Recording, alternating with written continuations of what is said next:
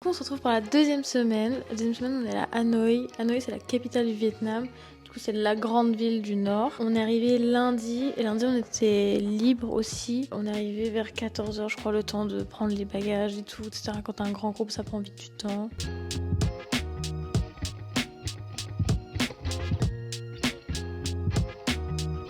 Ah oui, dès que je suis arrivée, du coup, j'ai voulu un matcha. Du coup, j'ai cherché mon petit matcha, délicieux. Ça, c'est vraiment un truc qui manque trop de l'Asie, c'est que même dans les chaînes de café, et genre le matcha était vraiment bon, etc. Genre même en ville et tout, tu peux le trouver très bien. C'est un truc qui manque de l'Asie. Ça n'existe pas trop en Europe. Enfin, en tout cas, Lausanne. Alors, un matcha bon en ville, donnez-moi vos adresses. Hein. Et sinon, la première journée, du coup, on était libre, on s'est baladé. On est sorti un peu, après il a vite plu, du coup on s'est réfugié dans une boutique. J'avais trouvé une boutique de bijoux vintage.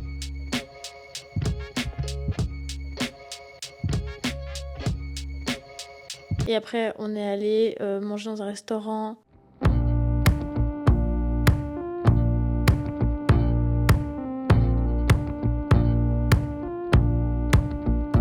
C'était vraiment très bon, je vous le conseille ici un jour que vous allez là-bas. C'est vraiment une très bonne adresse. Encore une fois, il y a genre tellement de scooters là-bas, genre même encore plus à Hanoï, puis c'est la capitale, encore plus de gens, et il y a tellement de scooters. Le nord, à ce que j'ai compris, c'est un peu plus pauvre. En tout cas, Ho Chi Minh City, c'était vraiment la ville du business. Et vraiment, Hanoï, c'est un peu plus pauvre en moyenne. Et du coup, les gens, ils ont plus facilement un scooter qu'une voiture.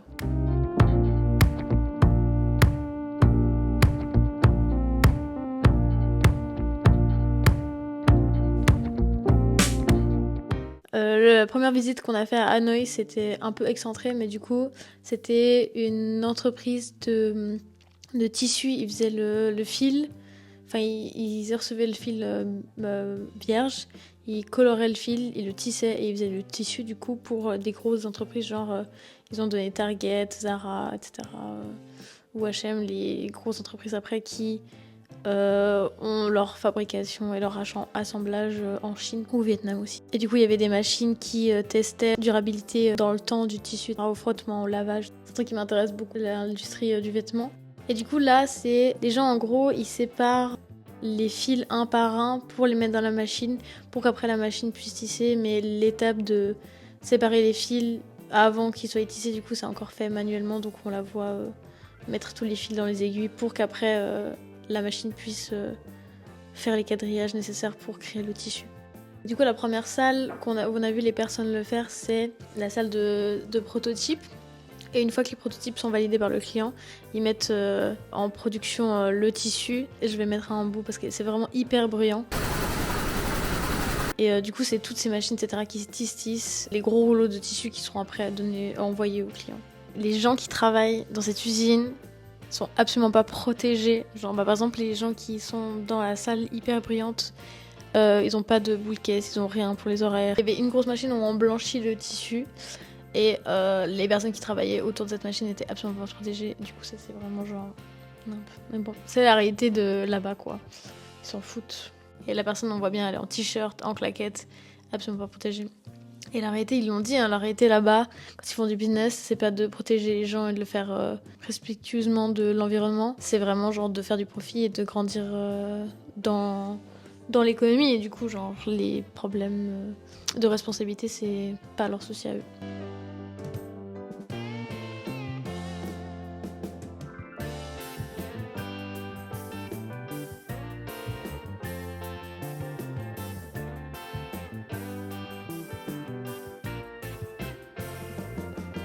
Et du coup, l'après-midi, juste après le resto, on est sorti, on est vite allé au Train Street avec Maëlle et on s'est baladé parce que c'est vraiment un endroit mythique de Hanoï et on voulait absolument le faire.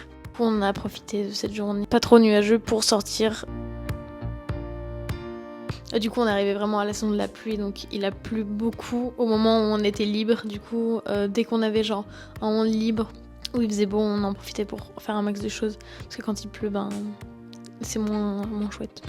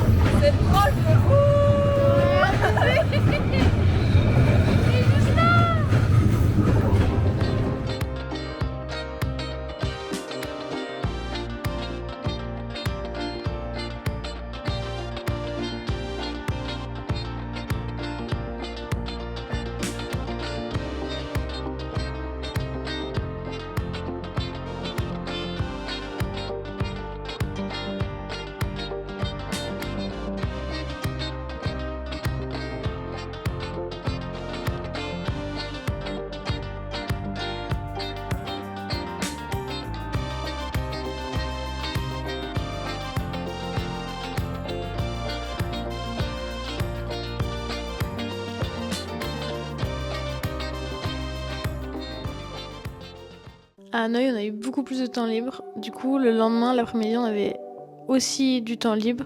Du coup, on est retourné durant l'après-midi à Twin Street avec mon couple, que j'ai appelé mon couple adoptif du voyage.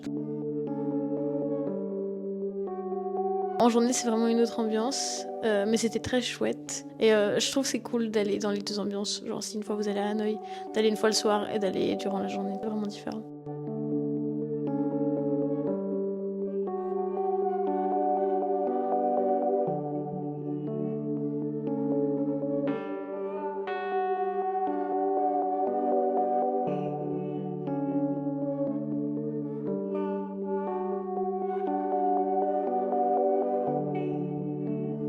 Ce qui est cool avec le Vietnam, c'est qu'ils ont du coup cette application qui s'appelle Grab, qui est l'application de taxi là-bas de Uber, mais c'est vraiment genre pas cher, du coup t'en prends dès que tu dois faire un peu plus que 10 minutes de marche.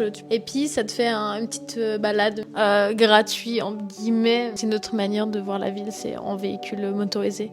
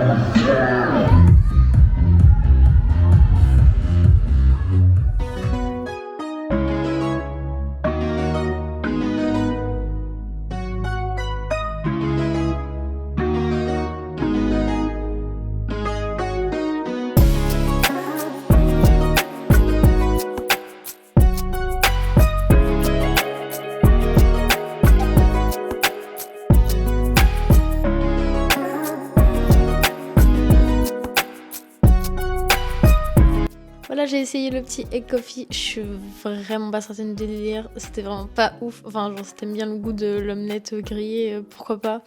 Mais pas pour moi.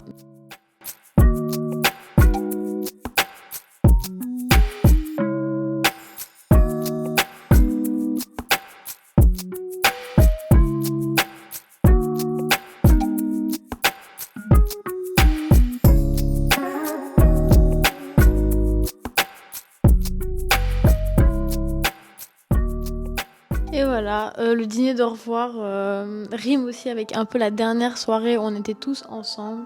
Du coup, j'aimerais juste prendre une petite minute pour les gens qui vont regarder ce vlog, qui étaient là au voyage. Merci beaucoup, vous avez été trop cool. Je trouvais qu'on avait trop une bonne vibe tous ensemble et c'était très très chouette de tous se rencontrer. Je sais qu'on va pas tous garder contact parce qu'on dit ouais, on se reverra en Suisse, etc. Je sais, c'est pas la même vibe quand on voyage en groupe d'école et quand on retourne après à l'école. Mais c'était très très chouette de vous rencontrer, très très chouette de partager ces moments avec vous. Et voilà, on se recroisera sûrement à Fribourg ou à quelque part d'autre. Voilà. Bisouilles. Ouais, juste bisous en fait.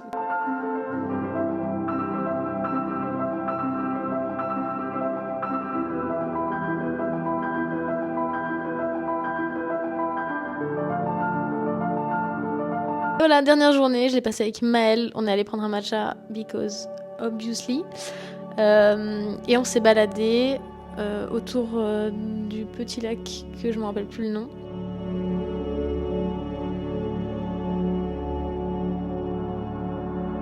Pour arriver au temple qui était fermé, mais on a fait un petit instant shooting pour Maëlle.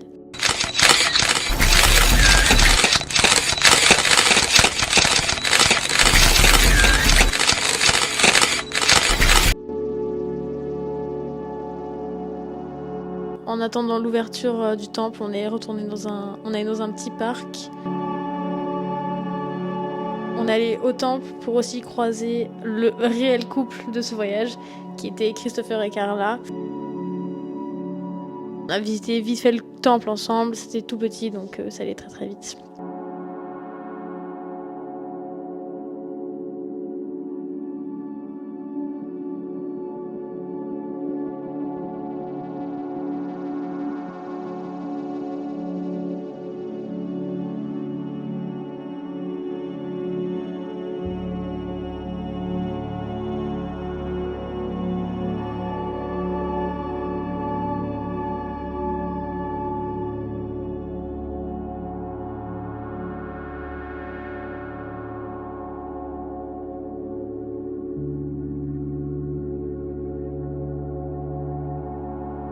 Et ce dernier café clôture mes 2 semaines au Vietnam.